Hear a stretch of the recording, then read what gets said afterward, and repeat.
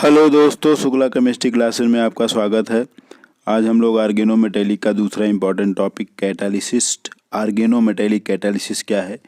इसमें hydrogenation of alkene का Wilkinson catalysis के प्रेजेंस में, हाइड्रोफॉर्माइलेशन क्या होता है, वाकर ऑक्सीडेशन ऑफ एल्कीन क्या होता है, मेथनल कार्बोनिलेशन क्या होता है और जिगलर-नाटा कैटालिस्ट क्या होता है। तो सभी आर्गेनोमेटेलिक कैटालिसिस यहाँ पढ़ेंगे। कैटालिसिस का क्या उपयोग है यहाँ पढ़ेंगे। चलिए प्रारंभ करते हैं। तो हाइड्रोजनेशन ऑफ एल्कीन क्या होता है? मान लीजिए कोई एल्कीन है और उसका हाइड्रोजनेशन हम हाइड्रोजन और विल्किंसन कैटालिस्ट के प्रेजेंस में कराते हैं तो आप जानते हैं ये CH2CH3 एल्कीन बन जाता है। लेकिन ये मैकेनिज्म के थ्रू होता है।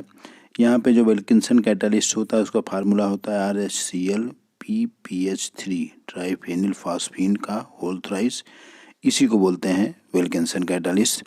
यहाँ पे अगर इलेक्ट्रॉन काउंट करें तो ये D7S2 मतलब 9, 9 1 10 और 6, तो ये आपका 16 इलेक्ट्रॉन कॉम्प्लेक्स होता है।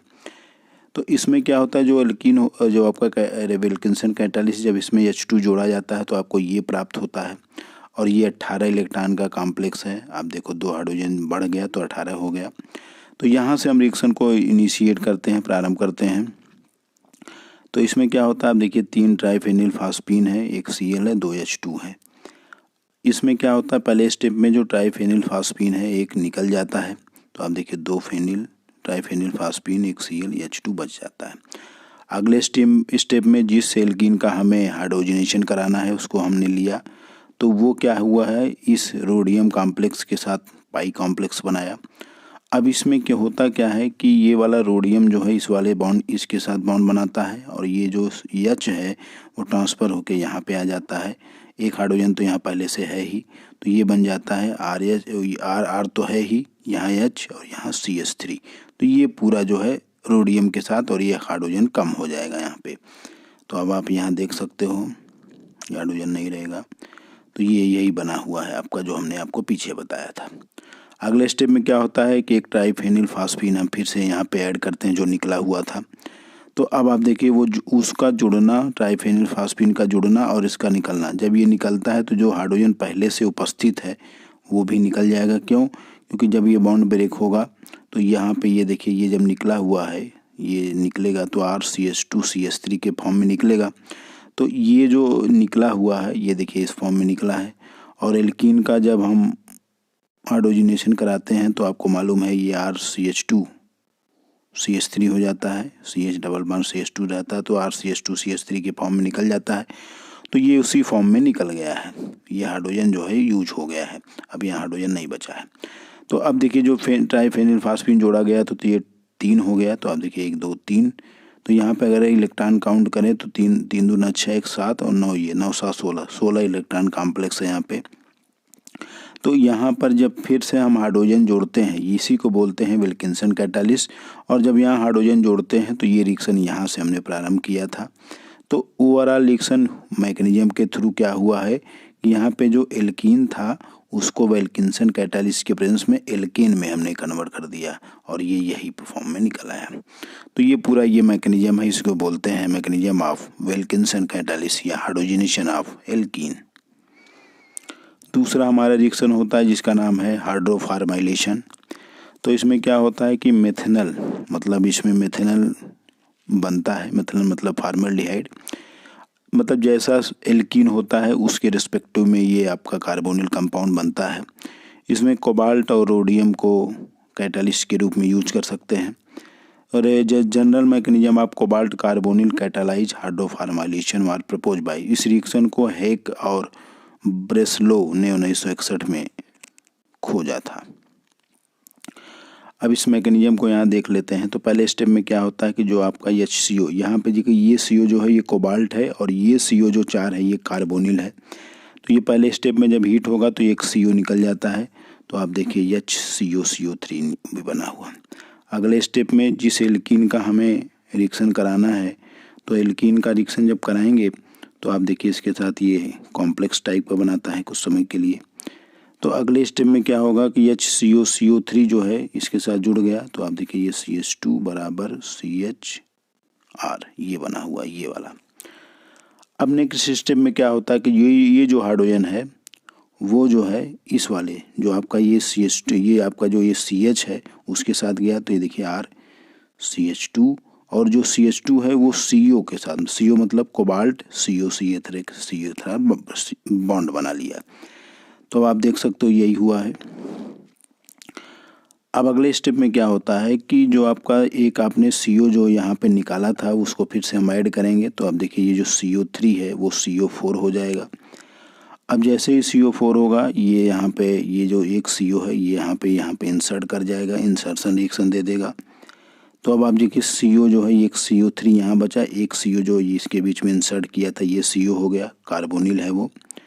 तो अब यहाँ पे इस स्टेप में जो कोबाल्ट है वहाँ से बॉन्ड टूटेगा, तो जो H2 यहाँ से जोड़ा जा रहा है तो ये जो कार्बोनिल है उस पर एक H जाएगा और एक CO पे जाएगा। तो आप देखिए RCH2 CH2 CHO बन गया, और ये जो जहाँ से ये टूटा हुआ था ये जो कोबाल्ट है उस पर ही एक H इस कोबाल्ट पे आएगा, एक इस पे आएगा, तो ये बना और एक ये बन गया।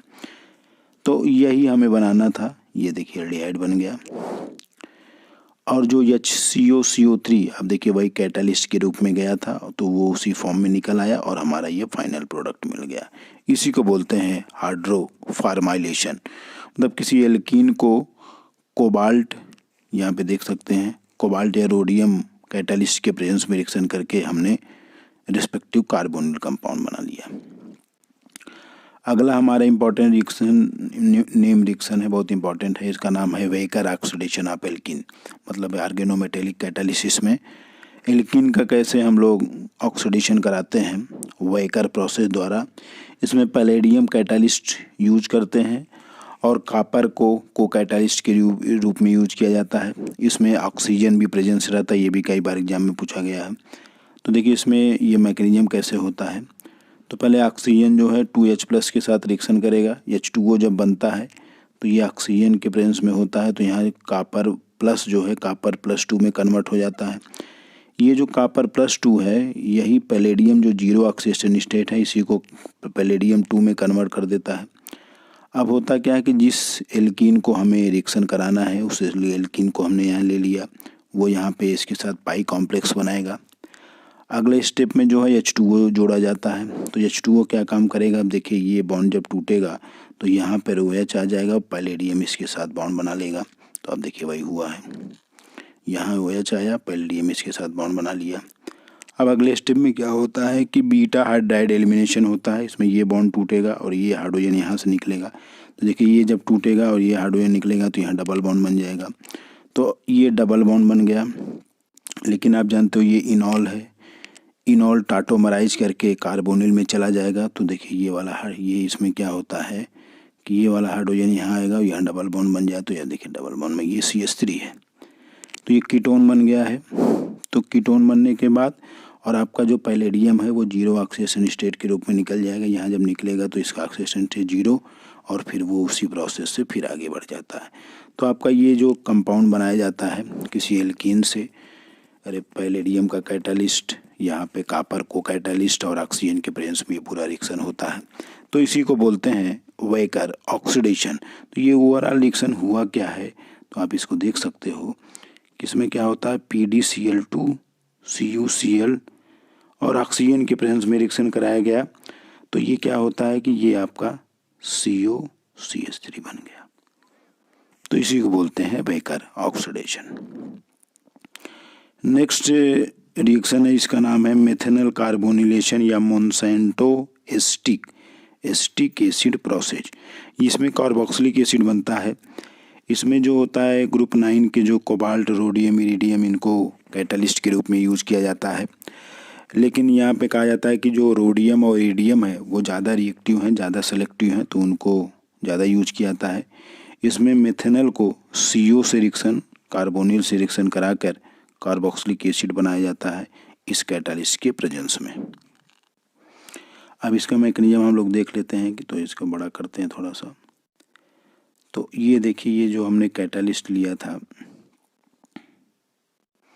ये आपका इस प्रकार अरेंज है, RCHO CO2I2। इसको आगे हम देखिए ये CH3I जो आया है वो मेनली यहाँ से आता है कि आपका ये जो CH3OH है जो CH3OH है उसको हम HI के साथ रिएक्शन करा के CHI प्राप्त कर सकते हैं। तो यहीं से ये रिएक्शन इनिशिएट होता है, प्रारंभ होता है। तो इस रिएक्शन में होता क्या है कि जो आपका कैटालिस्ट है उसमें CH3I को हमने जोड़ा। तो जब CH3I को जोड़ा तो आप देखिए यहाँ पर आपको एक आयोडीन बढ़ गया और एक CH3 बढ़ गया। अगले स्टेप में क्या होता है कि जो हमारा CO है, एक CO जो है वो इंसर्ट कर जाता है इस RH और CH3 के बीच में। तो आप देखिए ये जब इंसर्ट किया तो आपका ये बना। अब अगले स्टेप में क्या होता है कि जो इंसर्ट किया वो तो बन गया, फिर अगले स्टेप में हम CO जो है उसको यहाँ पर एक एक्स्ट्रा ऐड करेंगे। तो आप देखिए यहाँ पे ये CO CH3 तो है, ये है, यहाँ पे 2 CO हो गया, एक CO और भी हो गया। इसको थोड़ा सा बड़ा करें तो अच्छे से दिखेगा ये। तो ये आप देख सकते हैं। तो इसमें क्या होता है कि अगले स्टेप में आपका ये वाला ये बॉन्ड यहाँ से ब्रेक कर जाएगा। ये बॉन्ड ब्रेक कर जाए तो आयोडीन जो है इस पे आ जाएगा और ये जो RHCOI2 ये इस फॉर्म में निकल जाएगा। तो जब इस फॉर्म में निकलेगा तो ये देखिए ये बन जाएगा। अब यहाँ से अगले स्टेप में क्या होता है कि जो आपका ये A बना हुआ है उसी का जब हम हाइड्रोलिसिस करते हैं तो ये बॉन्ड यहाँ से ब्रेक हो जाएगा, CO पर OH आ जाएगा और जो H प्लस है वो आयोडीन माइनस से रिएक्शन करके HI बना देगा। तो ये देखिए एसिटिक एसिड बन गया और HI जो है उसी मेथिल अल्कोहल, ये जो HI है यहीं से प्राप्त होता है। मेथिल अल्कोहल HI से रिएक्शन करके CH3I बना देता है, H2O निकल जाता है। फिर ये CH3I जो है यही जो आपका कैटालिस्ट यूज है यहाँ से प्रोसेस वो स्टार्ट करता है। तो ये मेनली एसिटिक एसिड बनाने का प्रोसेस है, ये होता है। और ये कैसे मैकेनिज्म के थ्रू हुआ है उसको आप देख सकते हैं। तो इसी को बोलते हैं मोनसेंटो एसिटिक एसिड प्रोसेस। अगला हमारा इम्पोर्टेंट रिएक्शन है जिसका नाम है जिगलर-नाटा कैटालिस्ट या पॉलीमराइजेशन ऑफ ओलेफिन या एल्कीन। हाइड्रोकार्बन जिसके पास डबल बॉन्ड होता है उसका ये पॉलीमराइजेशन कराया जाता है। इसमें पॉलीमराइजेशन होकर हाई मॉलिक्यूलर वेट और हाईली ऑर्डर स्टीरियोरेगुलर स्ट्रक्चर बनता है। अब इसका मैकेनिज्म में हम लोग देख लेते हैं।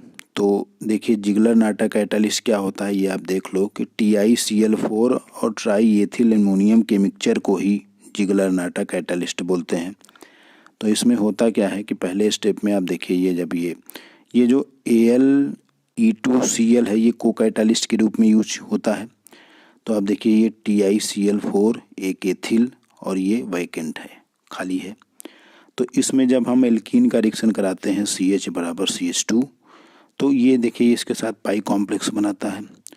पाई कॉम्प्लेक्स बनाने के बाद अगले स्टेप में ये देखिए ये पाई कॉम्प्लेक्स ये बनाया, उसके बाद ये रिंग टाइप के स्ट्रक्चर बना लिया है। अगले स्टेप में क्या होता है कि यहाँ पर इंसर्शन रिएक्शन एक प्रकार से हो रहा है। इंसर्शन का मतलब जो एल्कीन आया है वो इस TI और एथिल के बीच में ही इंसर्ट कर गया है। तो अब देखिए अगले स्टेप में यही बन जाता है CH2 एथिल, मतलब एथिल और TI के बीच में ये CH2 इंसर्ट कर गया तो आपका ये बन गया। अब यहाँ पे क्या होता है कि जो हमने एल्कीन लिया है, आप जानते हो पॉलीमराइजेशन में मोनोमर जुड़कर पॉलीमर बनाते हैं। तो यहाँ पर हम ये जो एल्कीन लिए थे इसको कई मोल N मोल ले सकते हैं। तो जब कई मोल लेंगे तो इसको फाइनली हम N लिख सकते हैं। अब ये जो वैकेंट है मतलब खाली है, इसको फिर से हम इसको कंटिन्यूस कर सकते हैं। तो ये जो हमारा पूरा प्रोडक्ट बना हुआ है ये इसी को हम लोग ये हमारा जो बना हुआ है यही पूरा इसमें बनता है। तो जिगलर-नाटा कैटालिस्ट का यूज किया जाता है पॉलीमराइजेशन ऑफ एल्कीन में। तो आज हम लोगों ने इस वीडियो में आर्गेनोमेटेलिक कैटालिसिस से जितने भी इम्पोर्टेंट रिएक्शन है उस पर अध्ययन किए। शुक्ला केमिस्ट्री क्लासेस को लाइक कीजिए और सब्सक्राइब कीजिए। धन्यवाद।